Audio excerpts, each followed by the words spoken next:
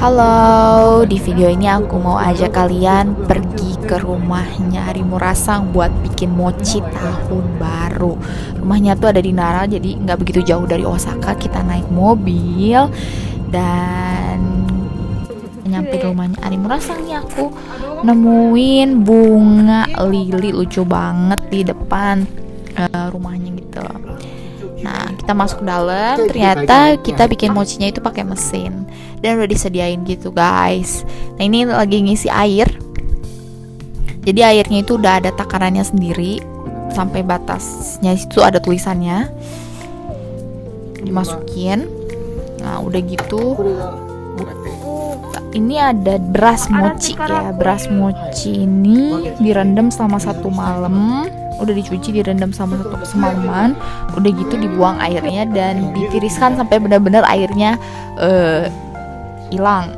Nah, sambil nungguin tuh aku buat nyiapin ini topping buat makan mochi, ada ang ya, ini namanya ang. Tapi sebelum itu aku dikasih teh gitu, guys, minum teh ryokucha. Dan yang uniknya itu pakai teko khusus kayak gini.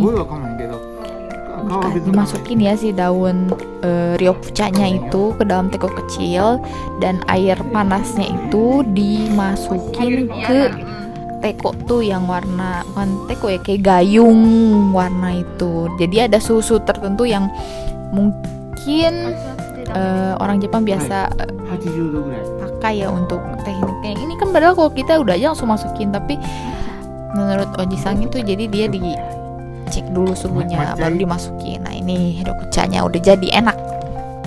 Langsung masukin si beras mochinya itu ke dalam mesin. Modelnya sih kayak ini ya, magic jar gitu.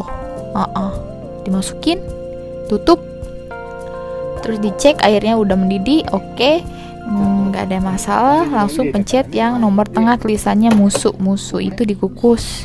Jadi kita ngukus dulu si berasnya selama 30-35 menit. Sambil nungguin mochi, lanjut ke ruangan berikutnya. Ini ada Harimurasang lagi berdoa buat ibunya. Nah, di ruangan ini aku dikasih lihat alat untuk mengaduk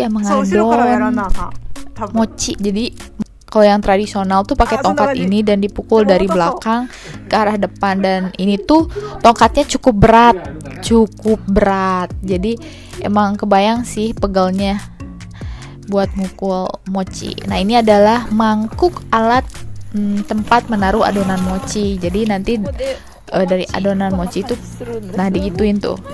Sebenarnya ini kurang ada tenaga karena emang cukup berat. Jadi si tongkat itu dari belakang arah bahu terus ke depan gitu. Jadi kalau orang zaman dulu ya, mungkin sampai sekarang tradisional mochi yang dibikin orang-orang Jepang itu masih modelannya kayak gini. Dan katanya rasanya lebih enak. Yang menurutku sih rasanya sama aja. Gak ada bedanya. Lumayan berat juga dan luar biasa ya, masih disimpan. Nah, kemudian ini ada alat satu lagi. Ini adalah alat untuk bikin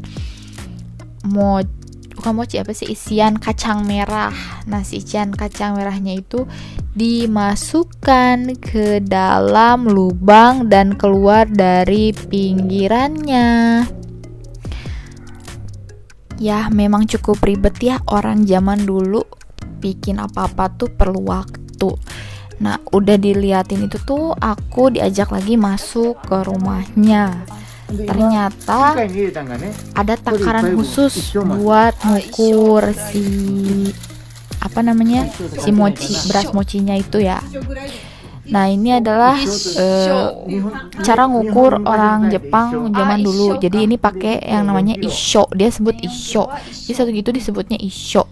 Jadi nanti beras dimasukin ke situ buat menakar. Nah, ini lagi dipraktikan. Kalau si mochi, beras mochi ini dimasukin ke dalam wadah isho itu. Nah, aku tuh dikasih oleh-oleh ini. Namanya apa ya, imo apa lupa, pokoknya sejenis umbi-umbian. Terus sama ini roti buatan Oji-san, itu enak banget, kasih jeruk juga. Nah, Udah gitu diajak lagi ke dapur buat ngukur buat lanjutin bikin mochi. Nah, ini pakai alat ini nanti adonannya dimasukin dan digunting, dipotong pakai alat yang tadi. Nah, ini adalah kuromame. Kuromame adalah kacang khas tahun baru. Aku dikasih juga. Nah, ini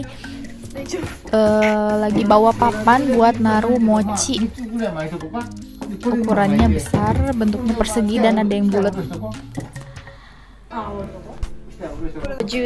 Jadi nanti mochi yang udah mateng itu ditaruh di atas ini. Tapi sebelumnya supaya nggak lengket, ini dikasih terigu di atas papan-papan ini, wadah papan ini ya. Nah, ini udah dimasukin terigu. Emang terigu sih jenisnya bukan yang jenis tepung tapioka ya, ini memang benar-benar tepung terigu biasa. Diratain. Ini aku juga nyobain meratakan ke semua pinggiran permukaan dari si wadah mochi ini ya. Dan mochinya masih belum jadi, masih nungguin.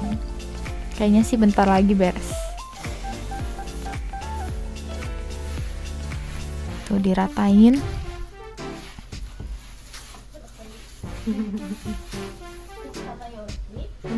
So, つかないように。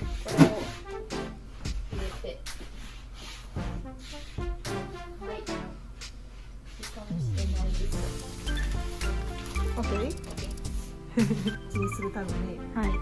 Nah, ini Ari Murasa lagi ngajarin kalau misalnya mochinya tanpa alat pemotong ya, yang tadi yang bulat itu aja pakai. Nah, ini alat ini nggak pakai alat ini, tapi kalau dulu kan pakai tangan tuh, jadi bentuknya kayak gitu, diambil satu-satu terus dibulat, pokoknya bentuknya bulat-bulat aja. Tapi kalau misalnya pakai alat itu ya dimasukin aja si adonannya itu ke atas, jadi dimasukin ke sini. Nah, udah gitu dikira-kira ukurannya udah sesuai, dipotong. Nah, ini udah bunyi tadi kalau si mochinya udah matang gitu. Nah, dari sini disebutnya mochitsuku. Jadi si beras, bukan beras sih, nasi mungkin ya ini ya. Si tadi beras mochi yang udah jadi nasi ini diadon. Kalau tadi pakai alat tradisional dipukul-pukul gitu, disebutnya mochitsuki.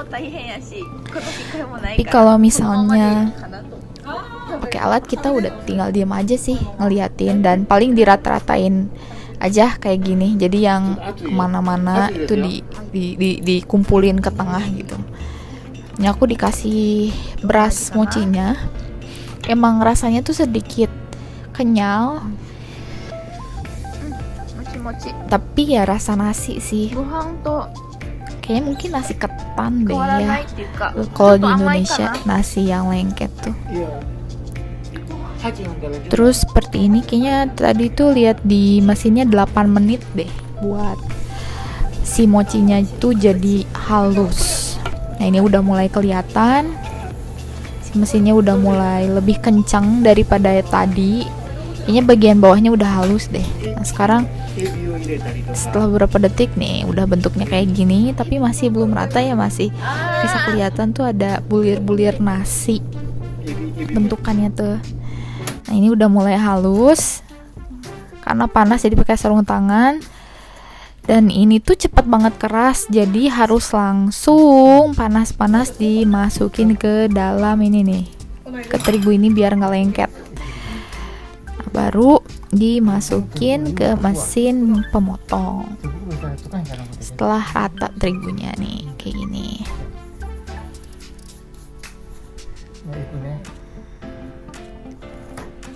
Nih, dimasukin dari atas ke atas lubang. Nah, diputar sampai adonannya keluar. Terus dikira-kira segimana sih lingkarannya. Ini udah mulai keluar segitu-segitu. Nah, langsung mumpung masih panas dibundar-bundar supaya bagian atas dari mochinya itu halus. Nah, ini dijelasin lagi tuh kayak gitu. Jadi bagian bawahnya tuh diputar-putar, ditarik-tarik, jadi bagian yang halusnya itu di atas.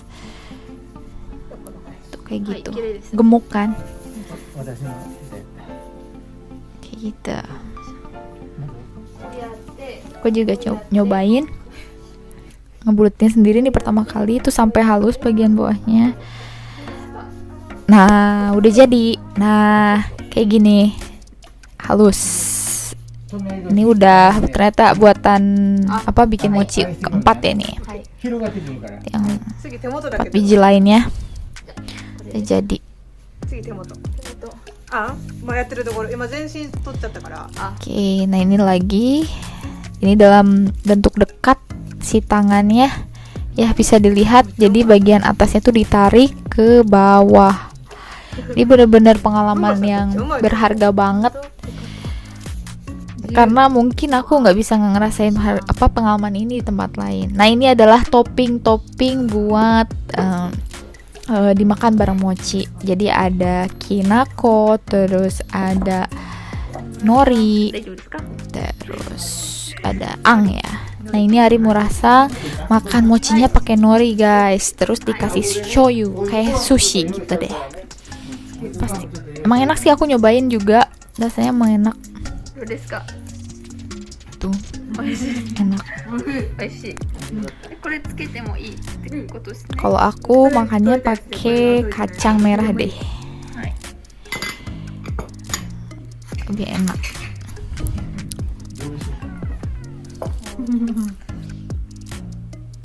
Aku makan pakai sumpit, ternyata di hidung tanpa sadar ada tepung. Dasar enak. Nah, itu tuh mochinya ada yang pecah-pecah, yaitu karena dia apa kurang ditarik ya bagian halusnya. Udah gitu dikasih makan siang. Makan siangnya sushi, makizushi, sushi roll sama inari sushi yang tahu itu. Nah, terus aku dikasih mochi buat dibawa pulang. Mochinya enak. 吸わないとこ吸わないとこ ここら辺ちっちゃいから入れやすい Mochinya. で下 Jadi mochinya itu nanti mereka akan hias di rumah dan dimakan sih ini.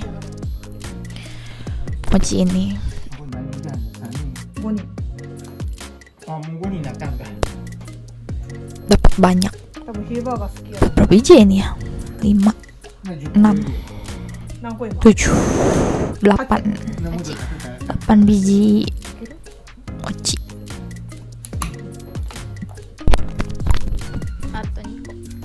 Oh, ditambah lagi 5 biji. Yata, dapat banyak. Ini pemandangan rumah dari rumah Arimu Rasang.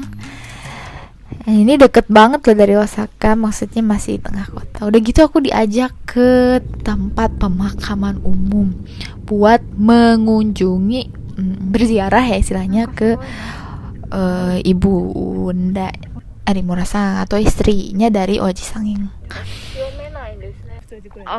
Disebutnya ini Ohaka Mairi. Ini pengalaman yang benar-benar berharga buat aku juga. Dan ini pemakamannya luas banget, adanya di Osaka Nara gitu deh. Nah, ini jadi ada air buat membasuh makam, apa ya, memberi air, menyiram air ya di makam.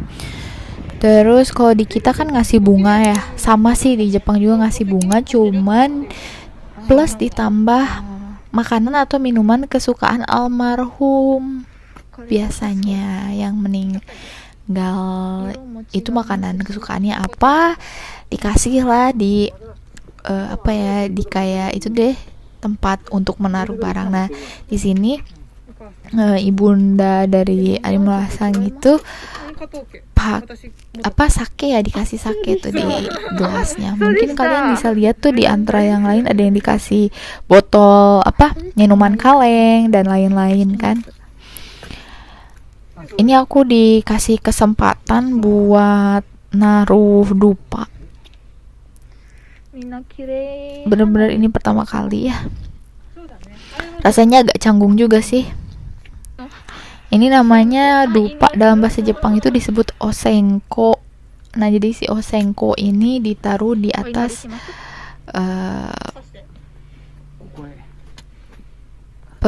ya wadah itu ya, wadah dupa. そこへ Nah, ditusuk. 真ん中ね。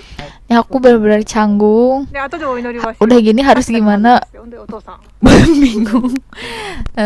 Kalau Ari merasa kayak gini, jadi udah naruh tuh berdoa, ternyata ngasih mengharga apa ya, salam gitu ya.